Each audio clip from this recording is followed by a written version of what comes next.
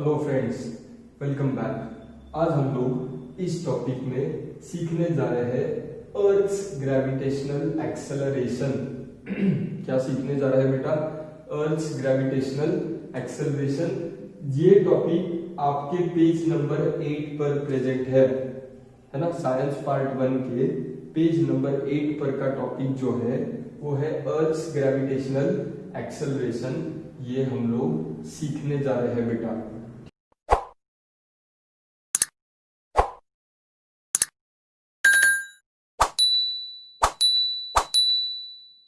ठीक, बढ़िया तरीके से सीखेंगे कि ग्रेविटेशनल एक्सेलरेशन किसे और क्यों कहा जाता है। ये जो छोटे छोटे पॉइंट्स बनाए हैं बहुत सिंपल है। इस पर से आप ये वाला टॉपिक बहुत ही बढ़िया तरीके से समझने जा रहे हो। और जी का डेरिवेशन जो है कि जी का वैल्यू क्या है, जी का formula, acceleration due to gravity क्या है, उसका फॉर्मूला क्या है, वो भी मैं आपको यहाँ पर डिराइव कर दिखाऊंगा, जो कि बहुत सिंपल है बेटा।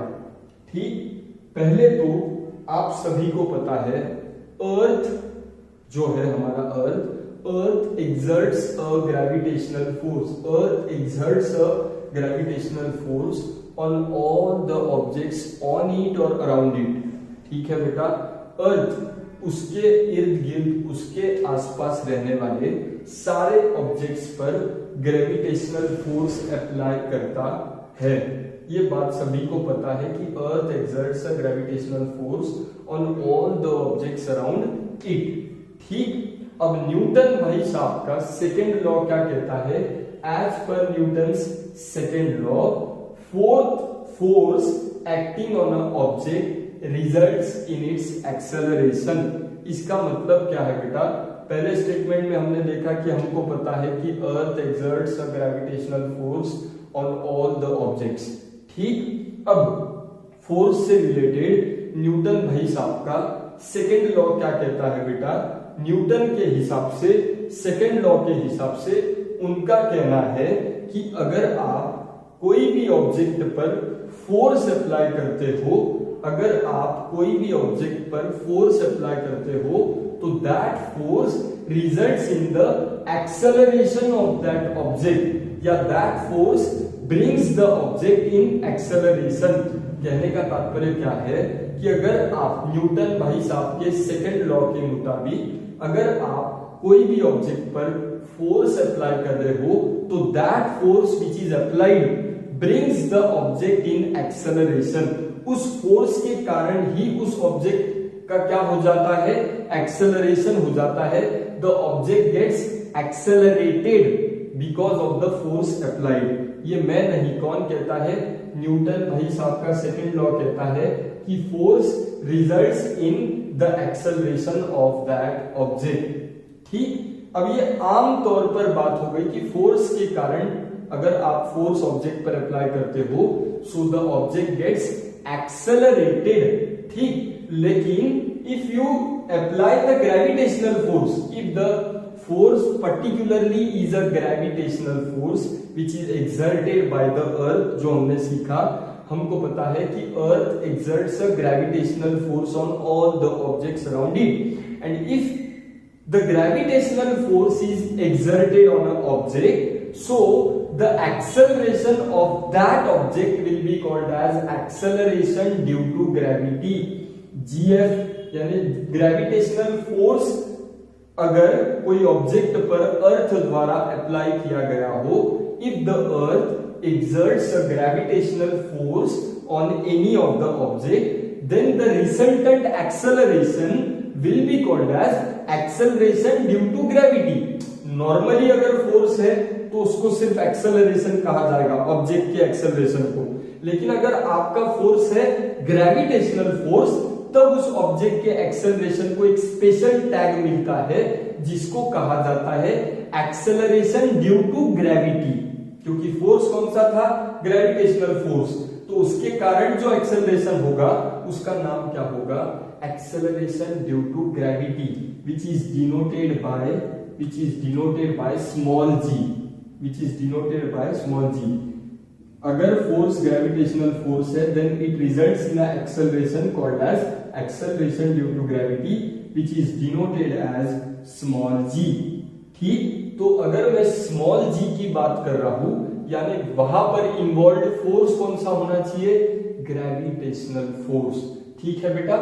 अब अगला पॉइंट है कि acceleration is a vector quantity. बेटा acceleration is a vector quantity, यानी depends upon magnitude also and direction also. ठीक, अब अगला पॉइंट है जो लास्ट का पॉइंट है, उसको ध्यान से सुनिए।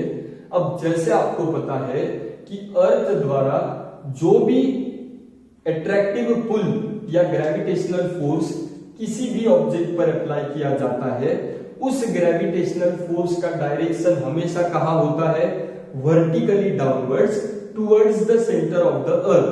ग्रेविटेशनल फोर्स का डायरेक्शन क्या होता है बेटा, vertically downwards towards the centre of the earth. And उसी प्रकार से जो एक्सेलरेशन ड्यू टू ग्रेविटी है यानी स्मॉल g, उसका भी डायरेक्शन होता है vertically downwards, that is towards the centre of the अर्थ। ठीक है बेटा। तो जैसे ग्रेविटेशनल फोर्स का डायरेक्शन जो है वही डायरेक्शन किसका होता है, एक्सेलरेशन ड्यू टू ग्रेविटी यानी स्मॉल g का। तो दिस इज हाउ हमने सारे theoretical points one by one cover किए। अब हम value of g on the surface of the earth calculate करेंगे। वैल्यू ऑफ g का फॉर्मूला कैसे आता है बेटा, सबसे पहले तो हम लोग इस फॉर्मूला को याद करिए, force is equal to GMM upon r square. GMM upon r square याद करिए, ये फॉर्मूला ऑलरेडी मैं आपको पढ़ा चुका हूं। फोर्स यानी GMM upon r square, GM1 into M2 upon r square. बेटा यहाँ पर F है फोर्स, G है ग्रेविटेशनल कांस्टेंट, कैपिटल M है mass of the earth, small m है mass of the object, and r is the distance of the object from the centre of the अर्थ। ठीक है बेटा, ये फॉर्मूला ऑलरेडी हम लोग सीख चुके हैं। ठीक, इसको अगर मैं सिंप्लीफाई करूं तो फोर्स यानी क्या है बेटा, मास इनटू एक्सेलरेशन। फोर्स का बेसिक फॉर्मूला आपको पता है, force is equal to ma, mass into acceleration. तो उसके जगह पे मैंने वो पुट अप किया। आगे कौन है, GMM अपॉन r स्क्वायर। ठीक है बेटा, आई होप यहां तक आपको समझ में आया होगा। आगे अगर मैं इसको सिंप्लीफाई करूं, अब मुझे कहिए, क्योंकि हम लोग एक्सेलरेशन ड्यू टू ग्रेविटी का वैल्यू कैलकुलेट करने जा रहे हैं, तो now mass into acceleration will be g, that is acceleration due to gravity, है ना। नॉर्मल केस में a है, बट इस केस में एक्सेलरेशन को क्या कहा जाता है, स्मॉल g। ठीक, and that will be equal to GMM upon r square. ठीक है बेटा, अगर आप ध्यान से देखो तो स्मॉल m यानी मास ऑफ द ऑब्जेक्ट जो है वो दोनों तरफ था, इसके लिए कैंसिल हो गया, and thus I get that small g, that is acceleration due to gravity, is equal to GM upon r square, and this is what the derivation of acceleration due to gravity. I hope आपको बढ़िया तरीके से ये सारे points समझ में आए होंगे। ध्यान से देखिए, सारे पॉइंट्स को अच्छे से सुनिए, समझने का कोशिश करिए, बहुत सिंपल है। प्लीज नोट डाउन करिए। अगले पॉइंट में मैं ये आपको दिखाने जा रहा हूं कि एक्सेलरेशन ड्यू टू ग्रेविटी का वैल्यू वेरी कैसे होता है, डिफर कैसे होता है। ठीक है बेटा,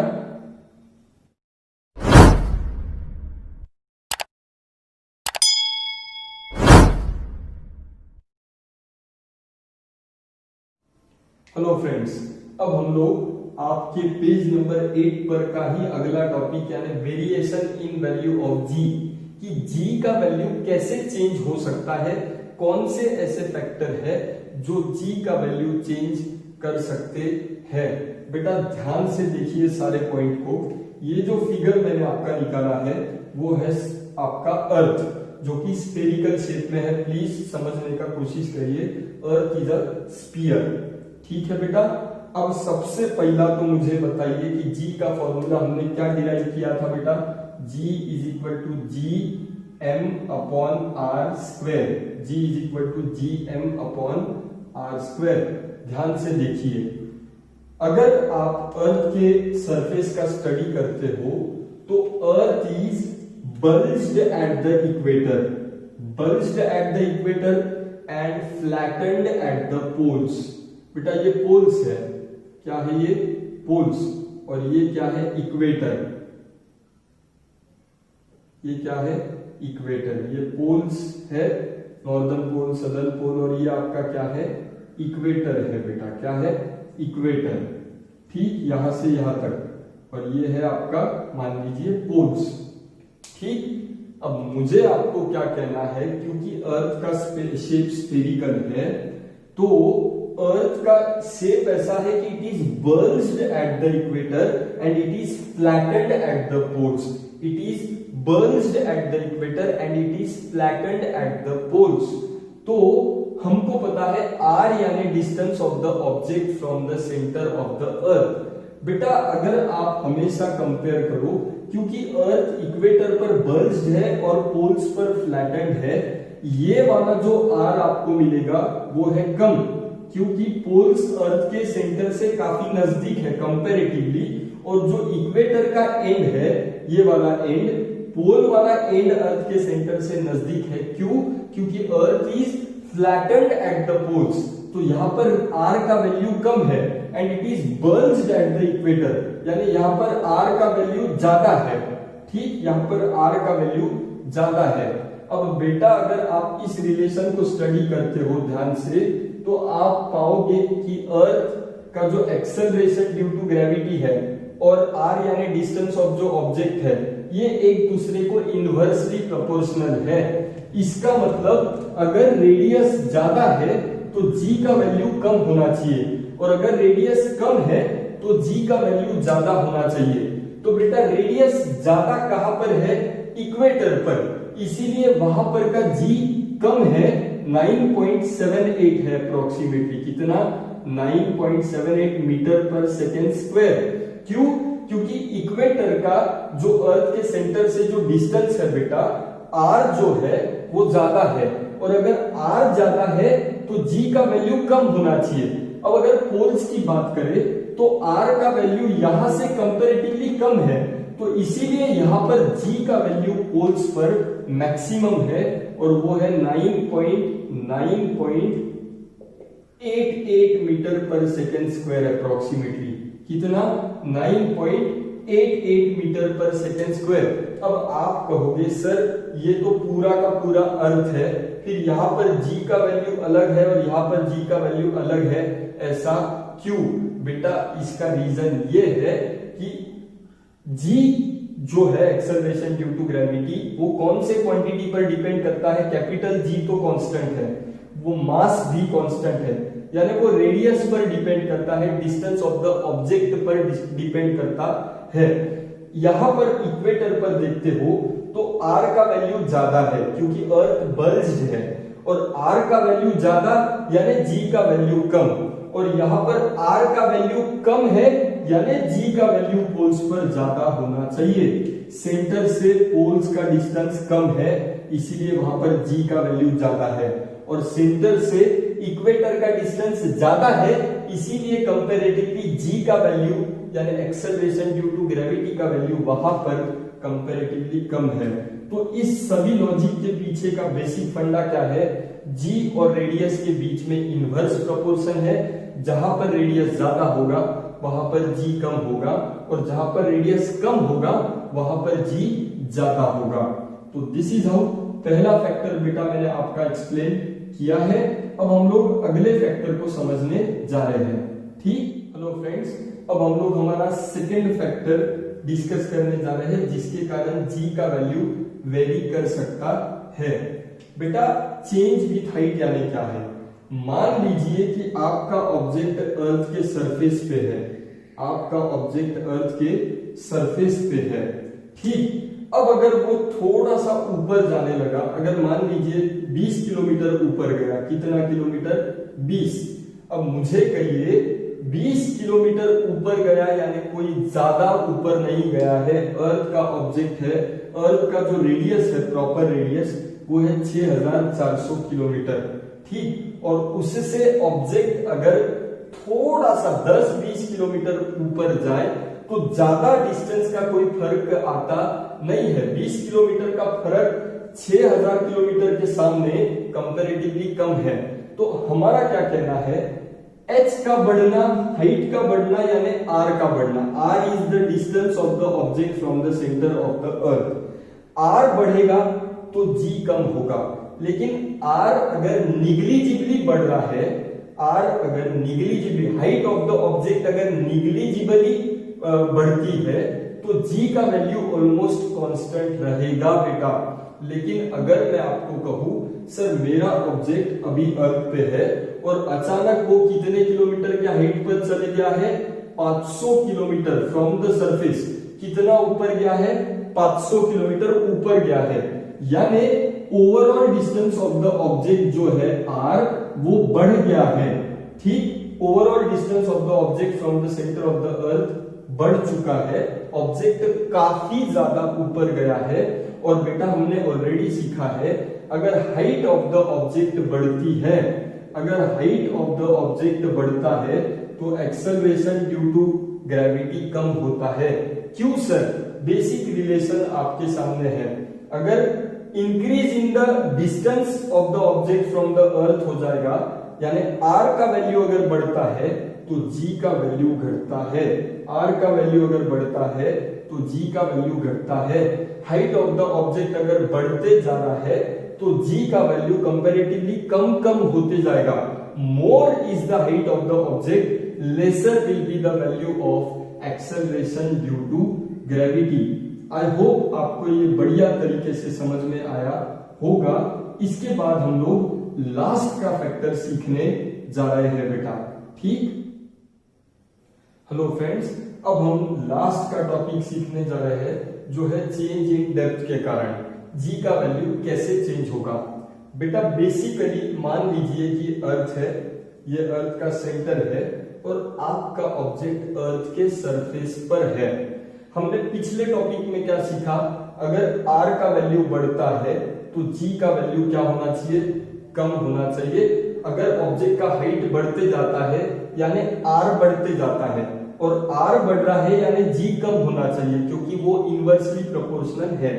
ठीक, उसी प्रकार से अगर आप अर्थ के डेप्थ में जा रहे हो यानी आपका रेडियस जो है धीरे धीरे जो सेंटर से जो डिस्टेंस है वो कम हो रहा है, और क्या मानना चाहिए कि r का वैल्यू कम होते जा रहा है। ऑब्वियस है, हम लोग अर्थ के नीचे अगर जा रहे हैं डेप्थ में तो r कम हो रहा है। r कम हो रहा है यानी नेचुरली क्या लगना चाहिए कि g का वैल्यू बढ़ना चाहिए, क्योंकि r का वैल्यू कम हो रहा है। ठीक है बेटा, हम लोग डेप्थ वाले स्पेशल केस की बात कर रहे हैं जो एक वीआईपी पॉइंट है।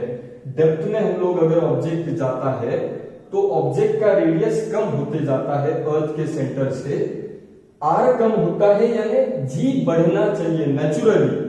ठीक, बट जब ऑब्जेक्ट डेप्थ में जाता है तो it never depends on only radius but it depends on the two factors which are mass and radius.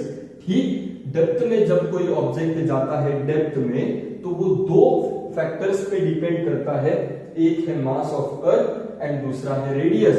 तो नेचुरली क्या लगता है, r कम हो रहा है तो g बढ़ना चाहिए, बट बेटा due to the combined effect, क्योंकि g depends on two factors m and r, so due to the combined effect of m and r the value of g that is acceleration due to gravity goes on decreasing।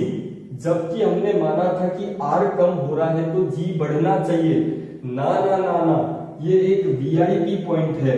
Depth में जब object जाता है तो दो factors पे depend करता है, mass and radius of the earth, and the combined effect of these two factors together make the value of g to go on decreasing.